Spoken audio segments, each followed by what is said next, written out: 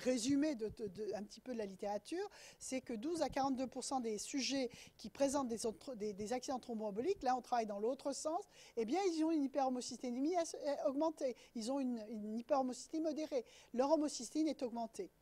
Et donc, après ça, il y en a qui ont fait une corrélation entre homocystéine et cholestérol. Et ils ont montré, certains ont montré qu'une augmentation de 5 micromolaires, ce qui est très faible, hein, vous vous souvenez que quand je parle de patients homocysténuriques classiques, je parle de 150 micromoles d'homocystéine totale, c'est considérable. Et là, seulement 5 micromoles entraînerait un risque de maladie coronarienne équivalent à celui observé pour une augmentation de 0,5 millimoles de cholestérol total. Donc, c'était considéré ou c'est considéré comme un facteur de risque important pour les maladies vasculaires. Et 10% du risque de maladie coronarienne apparaît actuellement attribuable à l'homocystéine. Et donc, actuellement, l'homocystéine, il est systématiquement, c'est un acide aminé qui est systématiquement demandé dans tous les bilans de thrombose. Et donc, un facteur de risque cardiovasculaire indépendant, puissant et graduel. Alors, finalement, qu'est-ce qui peut induire une augmentation d'homocystéine? Parce que si l'homocystéine est un facteur de risque vasculaire, il faut essayer de savoir qu'est-ce qui conduit à l'augmentation de cette homocystéine pour essayer de traiter, pour faire baisser l'homocystéine. Alors tout d'abord, ça c'est ce qu'on a vu, hein, ce sont les anomalies génétiques, hein, c'est les déficits enzymatiques. On a vu la CBS.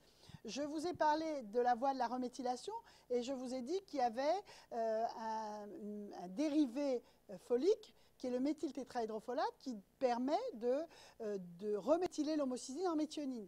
Eh bien, l'enzyme qui permet la synthèse de ce composé, de ce méthyltétrahydrofolate, c'est la méthyltétrahydrofolate réductase. Et cette enzyme, si je reprends le schéma métabolique, c'est cette enzyme qui est ici. Et manifestement, lorsque vous avez un déficit, et on connaît des déficits de cette enzyme, alors il y a des problèmes neurologiques très importants chez ces patients-là. Hein, n'oubliez pas, on a un déficit d'ADN hein, très important, mais ils présentent également une homocystéine, et ce sont des patients qui font également des accidents vasculaires. Et puis, autre déficit enzymatique possible, et aujourd'hui, on connaît pas mal de déficits de cette enzyme et de son cofacteur, qui est la méthionine synthase. Et donc, ici, ces déficits enzymatiques conduisent, eux, à des homocystéines, à des hyperhomocystéines majeures, très élevées. Alors ensuite, qu'est-ce qui peut conduire à ces homocystéines élevées? Eh bien, c'est simplement les hétérozygotes pour le déficit en CBS. Et on pourrait peut-être aussi rajouter les hétérozygotes pour le déficit en MTHFR. Alors les hétérozygotes qui ne se connaissent pas, parce que les hétérozygotes obligatoires les parents d'enfants atteints de déficit en CBS, en règle générale, ils n'ont pas d'hyperhomocysténémie. Alors pour quelle raison? Parce que est-ce qu'ils se traitent, est-ce qu'ils suivent le même régime que leurs enfants? Est-ce que un régime plus proche de celui de leurs enfants et donc ils mangent moins de protéines et du coup ils ont des taux d'homocystéine qui sont à peu près normaux et généralement rarement élevés. Et donc, c'est peut-être une des raisons. Mais les hétérozygotes qui se baladent dans la nature, et vous le savez qu'on est tous hétérozygotes pour au moins 5 gènes au total, hein, eh bien, peuvent avoir un problème d'hyperhomocysténémie. Autre chose, alors ça, c'est quelque chose dont vous entendrez évidemment parler à un moment donné, c'est les fameux homozygotes pour une mutation particulière, que moi je n'appelle pas une mutation, mais plutôt un polymorphisme, qui est le polymorphisme de cette enzyme MTHFR. C'est un polymorphisme qu'on retrouve chez 15% de la population ici en France. Donc 15% des gens présentent ce polymorphisme, mais ils ont effectivement une hyperhomocysténémie associée, sauf s'ils ont un taux de folate qui est normal. Ce qui veut dire que si vous vous nourrissez correctement, et vous allez voir ce qu'il faut prendre pour avoir des folates normaux, si vous vous nourrissez correctement, vous n'avez pas, il n'y a aucune incidence, aucune influence de l'existence de ce polymorphisme thermolabile chez vous sur le taux d'homocystéine. Votre homocystéine est normale. Par contre, si vous ne nourrissez pas correctement et si vous avez cette mutation thermolabile, vous avez évidemment un dosage, un taux d'homocystéine qui va être élevé et donc malgré tout, un risque de faire une maladie cardiovasculaire. Ça, ce sont les choses d'origine génétique. Alors, également génétique, c'est les déficits héréditaires, évidemment, du métabolisme des folates et de la B12. Hein. Tout ce qui est héréditaire, un défaut de ces voies métaboliques, hein, que ce soit défaut de synthèse, vous allez voir, de la vitamine B12 ou défaut d'absorption qui peuvent être génétiques, ou bien la même chose pour les folates, vont conduire également à des hyperhomocysténémies. Et puis ensuite, ici, ce que je vous ai mis en bleu foncé, c'est les déficits nutritionnels. Eh ben, c'est si vous ne nourrissez pas correctement, si vous avez des carences en vitamines, hein, ça peut arriver. Et carence en vitamines folate, B6 tout d'abord, B9 folate et B12, eh bien, vous pouvez effectivement induire une augmentation d'homocystéine. La même chose dans le cas d'une insuffisance rénale. Alors une insuffisance rénale, c'est encore un autre problème. Les insuffisants rénaux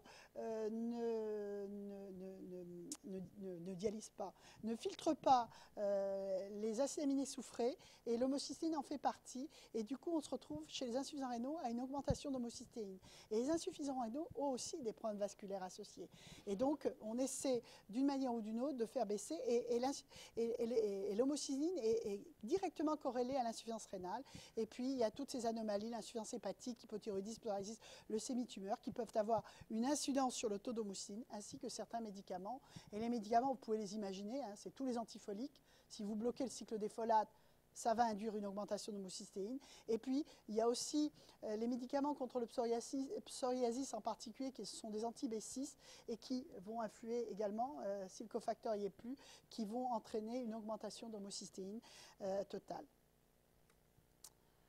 Alors, le traitement des patients homocysténuriques, hein, des vrais homocysténuriques, je ne parle pas des hyperhomocystémies modérées. Pour les hyperhomocystémies modérées, vous allez voir qu'il suffira de prendre des folates et d'être sûr de ne pas être en carence en folates pour régler votre problème d'hyperhomocystémie modérée. Mais pour les homocysténuries dites classiques, hein, les vrais patients homocysténuriques, quel est le traitement? Pour les patients B6 sensibles, il n'y a aucune difficulté, vous leur donnez de la B6, tout revient à la normale. Pour les B6 insensibles, c'est toujours la même chose, hein, comme toutes les maladies dont je vous ai parlé, hein, qui sont des maladies liées au métabolisme des acides aminés, eh bien c'est une restriction sévère de l'apport en protéines naturelles. Donc c'est un régime sans protéines naturelles.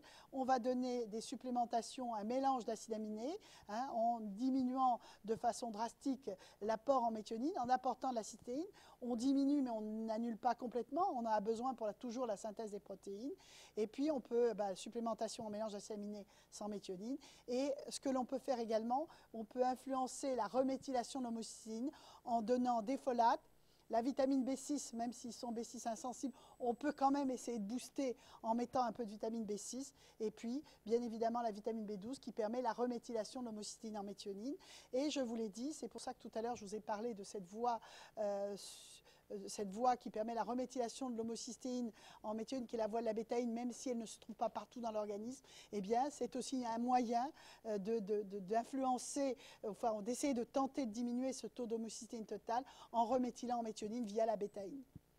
Et bien sûr, toujours, toutes mes maladies, eh bien, la durée de traitement est toute la vie. Mais vous avez vu que toutes ces maladies dont je vous ai parlé jusqu'à présent, sauf s'il y a un accident et il y a un phénomène de compensation et on loupe le diagnostic, ou effectivement le traitement est pas, il décompense, on n'arrive pas assez vite pour le prendre en charge, mais ce sont toutes des maladies que l'on traite, que l'on peut traiter. Ce sont des maladies extrêmement lourdes, je ne vous le cache pas, mais ces enfants atteints de ces maladies vivent tous.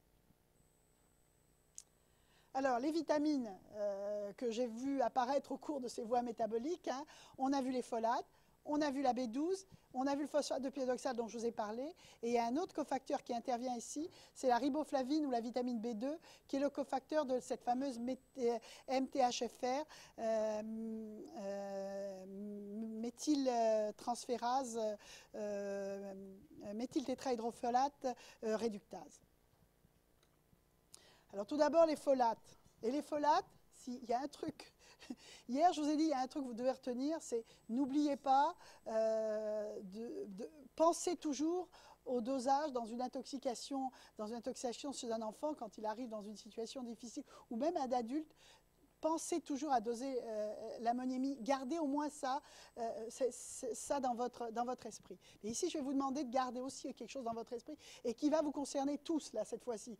Pas uniquement vos patients, mais qui va vous concerner tous. C'est de donner des folates pour prévenir les défauts de fermeture de tube neural. Je vais réexpliquer ça tout à l'heure, dans une minute. Je vais d'abord vous dire ce que c'est que cette vitamine, ce que sont ces folates.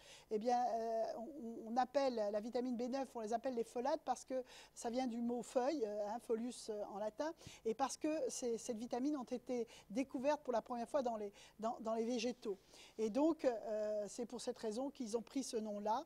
Et c'est une vitamine très, très importante, puisque je vous l'ai dit, elle participe à la fois au transfert et au transport des groupements monocarbonés, comme vous avez vu, ça permettait, on a parlé surtout de la reméthylation de l'homocystéine, mais je vous ai dit ce que je vous ai dit, que ça intervenait dans la synthèse des bases puriques et pyrimidiques, et ça fera l'objet d'un autre cours que vous allez avoir prochainement. Et donc c'est pour ça que moi j'en parle pas. Et cette vitamine B9, elle a un rôle essentiel donc, dans la synthèse des bases puriques et pyrimidiques, ainsi que pour certains acides aminés. Et ce que je veux que vous reteniez impérativement, c'est son rôle essentiel dans les défauts de fermeture du tube neural. Alors, dans les pays outre-Atlantique, il existe une fortification, un programme de fortification dans les granulés du matin, vous savez, dans les cornflakes du matin. Et donc, pratiquement tout le monde, toute la population mange ça au petit déjeuner, ou en mange en tous les cas. Et donc, ils ont une fortification par la vitamine B9. En France, on a tenté de faire cela il y a quelques années en arrière, puis c'était pas donc de proposer un programme de fortification. Donc, on voulait faire ça dans les farines panifiables, c'est-à-dire dans le pain. Alors, on avait fait une étude pour savoir qui mangeait du pain, qui n'en mangeait pas. Les jeunes, ils n'en mangeaient pas beaucoup, en particulier les garçons, en particulier les filles. Donc, c'était justement pas le bon truc. Mais en même temps, il fallait absolument trouver une solution. Et c'est quand même ce qu'on mange le plus en France, c'est quand même le pain qu'on mange le plus. Donc, on voulait mettre ça dans tous les pains, apporter une fortification, une supplémentation. On ne parle pas de supplémentation parce que c'est pas la supplémentation, c'est on vous en donne en plus. Là, vous en preniez obligatoirement en mangeant votre pain, et on voulait mettre aussi la vitamine B12 en même temps, comme ça on était couvert complètement, et pour que toute la population soit fortifiée en vitamine B9. Parce qu'il y a une corrélation très forte entre les folates, entre ce métabolisme des folates, ce déficit en vitamine B9 et la défaut de fermeture de tube neural. Et le problème, c'est que quand vous êtes, les femmes sont enceintes, elles sont enceintes quand elles vont voir le médecin, elles ne vont jamais le voir avant. Et donc, quand elles sont enceintes, ils les supplémentent effectivement. Cette fois-ci, ils leur donnent des folates. Mais c'est trop tard parce que la fermeture, elle se fait très, très précocement au moment tout de suite après la conception. Et donc, il faudrait être sous folate avant. Et donc, si j'ai un conseil à vous donner, pour vous tous, pour vos épouses, pour vos patientes, pour vous, les jeunes femmes, eh bien, si un jour vous pensez faire un enfant, eh bien, pensez à prendre des folates avant. Pas après, c'est trop tard. Donc, la fortification qui n'existe pas, mais la supplémentation, vous devez y passer avant. Et donc, retenez ça, c'est vraiment important. Ce n'est pas la peine d'avoir un risque comme celui-là. Alors, l'acide folique, c'est cette molécule-là. C'est juste pour vous montrer comment elle se présente. C'est un acide théroïque sur lequel sont accrochés les acides glutamiques.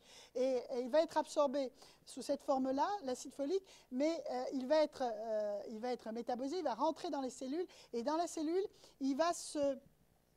Ici, vous allez avoir une queue d'acide glutamique et tout simplement, ça va former ce qu'on va appeler les polyglutamates. Et les polyglutamates sont importants parce que comme le coup du phosphate de pyridoxal, ça permettait de rester dans la cellule, et bien le fait de mettre une queue d'acide glutamique, de polyglutamique, et bien ça va permettre à l'acide folique de rester à l'intérieur des cellules.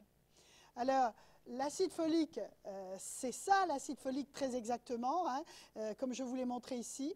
Vous avez ici deux liaisons doubles. Eh bien, ces liaisons vont devoir subir une réduction. Et ça se fait pour obtenir le métabolite qui est actif, qui est le tétrahydrofolate. Et ça se fait via une enzyme qui est la dihydrofolate réductase. Et ça se fait en deux temps. Deux étapes, et c'est l'enzyme cible du méthotrexate.